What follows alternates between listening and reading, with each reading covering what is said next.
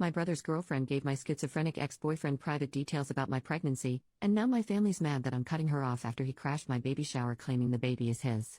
This story needs a lot of background to fully grasp how severe everything is, so buckle in. My ex-boyfriend Jake, 27 male, and I, 27 female, broke up a few years ago. We had been together for over 5 years and were thinking about marriage and buying a house together. In the last year of our relationship, everything fell apart. Long story short, he had a sudden psychotic episode and was placed in a mental health ward, mental health facility attached to a hospital, for his safety. Following this, his entire personality changed and he developed delusions, hallucinations and paranoia which never went away. A large part of his paranoia revolved around me controlling people around him and thinking I was trying to make him look crazy. He also constantly accused me of cheating on him and told me many times that he hated me. He was let out of the hospital after some time and that I took responsibility for him. This change in him was heartbreaking. He was eventually diagnosed with schizophrenia. I did everything I could to be there for him. I went to all of his mental health appointments and stayed up at night to make sure he didn't leave the house alone. He was prone to wandering out at night when experiencing psychosis. Things became too much for me to handle. He became angry and his paranoia about me made it impossible to help him. He didn't trust me to be close to him, but at the same time he didn't want me to leave his sight as he was convinced I was cheating. When he seemed to be doing a little better mentally, I broke up with him. I waited until I felt he would be okay on his own and helped organize for him to move back in with his parents. I was filled with guilt for that decision, but it was the right choice for me. I was struggling. For months I received no love and was used as an emotional punching bag. I did my best. He wasn't the same person anymore and his resentment for me was intense.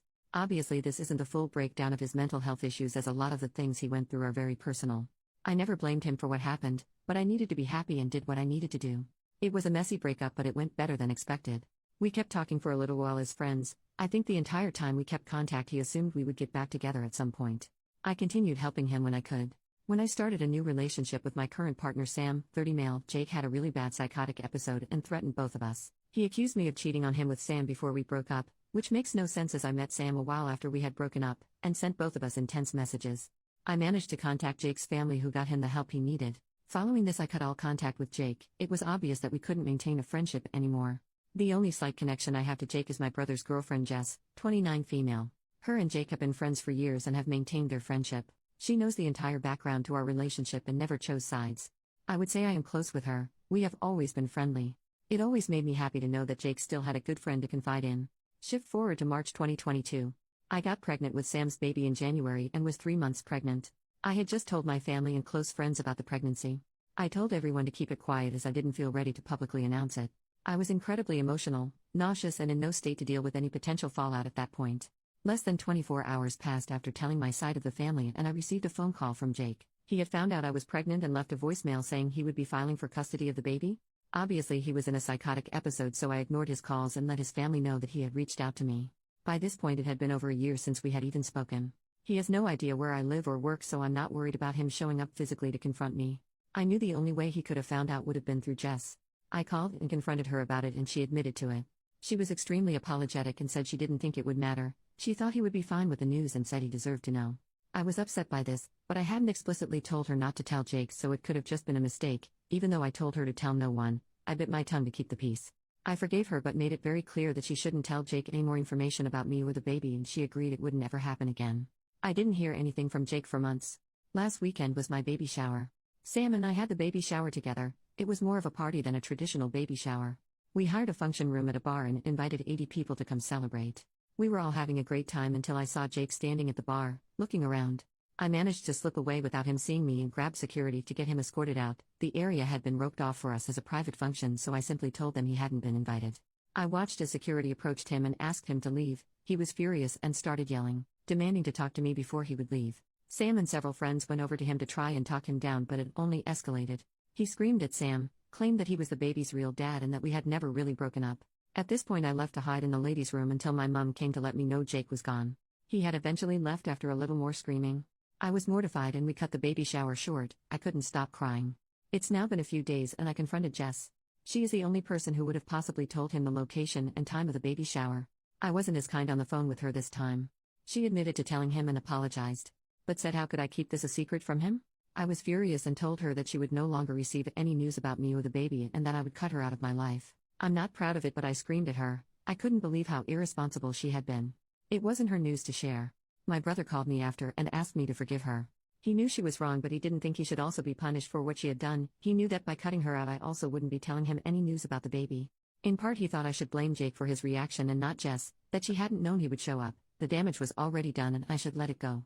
But I honestly don't blame Jake for what happened. He is mentally ill and needs help. It's not his fault, and I know he will regret all of this when he comes back to a more clear headspace. I told his family what had happened and they told me he was readmitted to the mental health ward. He had threatened to harm himself if he wasn't allowed to see my baby. Regardless of whether I think he is at fault, I definitely don't feel safe with Jake now. I have a child to think about, and him thinking it is somehow his is pretty scary. I haven't budged with Jess or my brother. My family all think I should forgive her so my brother can meet his niece or nephew. We don't know the gender. But I just can't trust her. She already broke my trust once and I'm furious. I could have been hurt if Jake had confronted me at the shower. So many things could have gone wrong. I don't know what to do. I'm heartbroken that my brother may not get to meet this baby for a while.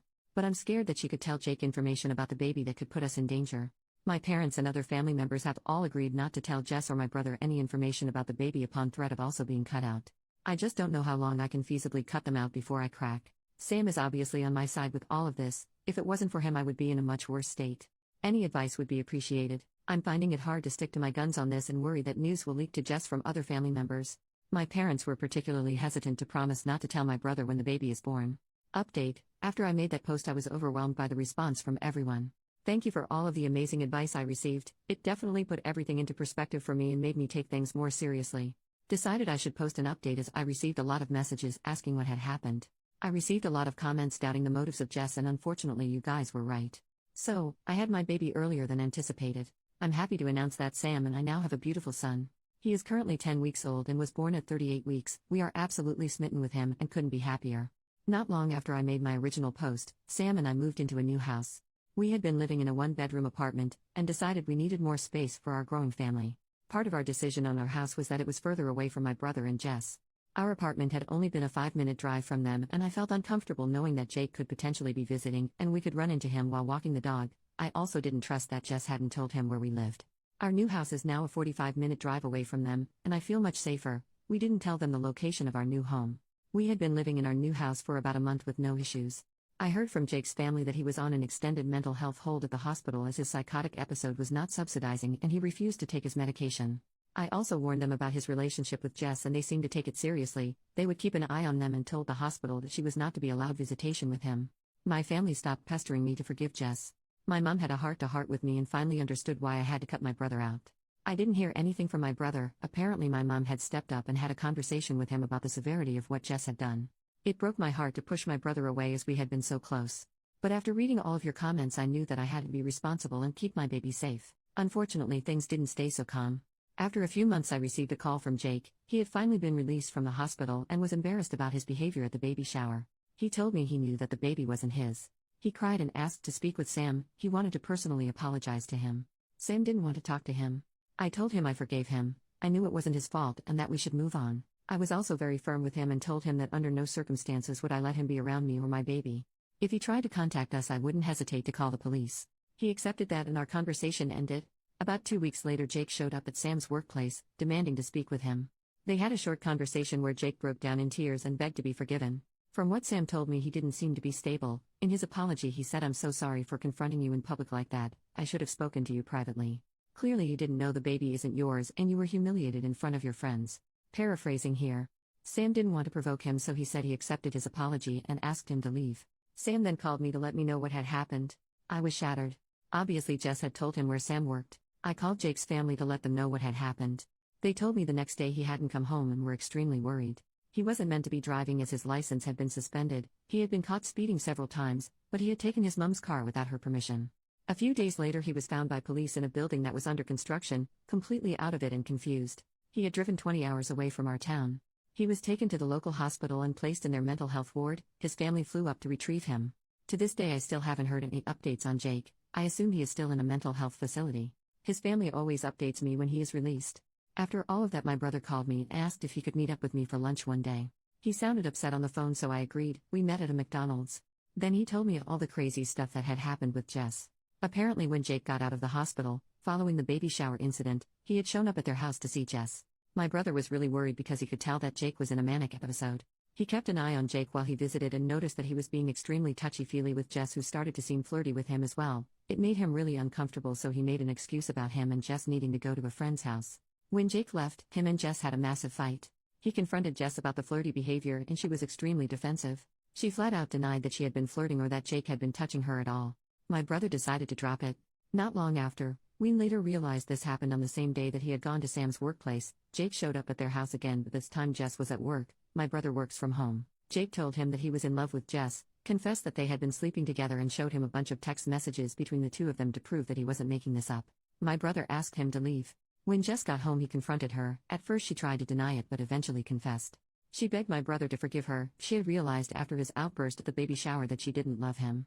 My brother was furious and told her to stay with her parents for a while. Ever since then he hasn't heard from her. It's been months now and it looks like things are over between the two of them. My brother feels terrible about what Jess did to me. Although I want to let him back into my life fully, I still don't trust that he won't eventually get back together with Jess.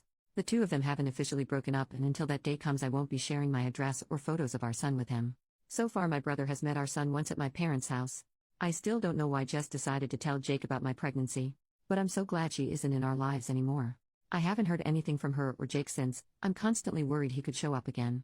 I've developed some strange OCD behaviors after it all, needing to check that all our doors are locked 5 times and touching all of the windows in our house before I can go to sleep. Other than that, things have been peaceful so far, and Sam and I have been able to enjoy our new life as parents.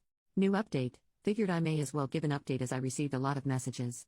So this is for anyone that may pass through and see this. Unfortunately, I don't have great news to share in this update. One good thing, my brother did officially break up with Jess. Our relationship is still strained after what happened, but we are able to talk and be civil now. Also, my life with Sam and our new baby has been amazing. Being a new parent is definitely hard, but I've been loving every second of it. I haven't gone back to work after my maternity leave. Thankfully, Sam makes enough that I can be a stay-at-home mom until I decide I want to go back. So on to the news with Jake. I didn't hear anything from him or his family for a while. I heard not long after making my last post that he was on a longer-term mental health hold and then had radio silence. I took that to be a good thing. Not hearing from him usually meant he was doing better. About a month ago I received a strange text from Jake at 2 a.m. I didn't see it until the morning. The message made no sense. He was talking about seeing someone who came back from the future, that he was being followed and needed to hide. He mentioned the movie director Christopher Nolan and how he had seen hidden messages in his movies and he was going to win $1 million with numbers that were hidden in his movies. Honestly, I've received similar messages from him before, so I wasn't too put off by it. I took a screenshot of the message and sent it to his sister so she knew he had contacted me. Then I kind of forgot about it. His sister didn't get back to me though, which I did find a bit strange. She normally messaged me back pretty quickly. 2 days later his sister called me. She was crying on the phone and asked me if I had received any other contact from Jake that night. I told her no. She explained to me that Jake had passed away that night. He unalived himself. Only hours after he had sent me that message. He had apparently sent the same message to about 20 people in his contact list. I don't know all of the details, but apparently that night he had managed to steal his mom's car again. She had been hiding her keys from him, but after ransacking the house he had found them. He went on a drive around the city. No one really knows the details of what he was thinking. But he rammed into another car and pushed them off the road. They slammed into a tree. Thankfully they weren't majorly injured. I later found out it was a young 17-year-old couple in the car. It was a hit and run. He apparently sped up behind them on a quiet road, hit them from the back and sped off. It was all caught on a dash camera. With the timeline we have, it seems he sent his message to everyone only 15 minutes after the accident. About 3 hours later he had passed away. I won't be sharing the details of that. His funeral happened and I decided not to go. With my complicated relationship with Jake, it just didn't feel right to me. One weird thing, Jess went to the funeral. I only know because she took a selfie crying at the funeral and posted it on Instagram with a caption preaching that we need to do more about mental health and supporting people. I was disgusted. It was incredibly hard to hear what had happened. I'm still processing it all. I feel guilty to admit this, but I also feel a sense of relief that my family doesn't need to be worried anymore. I do miss him though. I think I already grieved him when he changed in our relationship. It's hard to know he is physically gone. I can't even imagine what his family must be feeling. It's difficult for everyone involved. I'm so sad that it came to this. Obviously we all hoped he would make a recovery, that one day his psychosis and mania would just disappear completely. He was a good person, just a person that was impacted by mental health problems. I wish there had been a better outcome to all of this.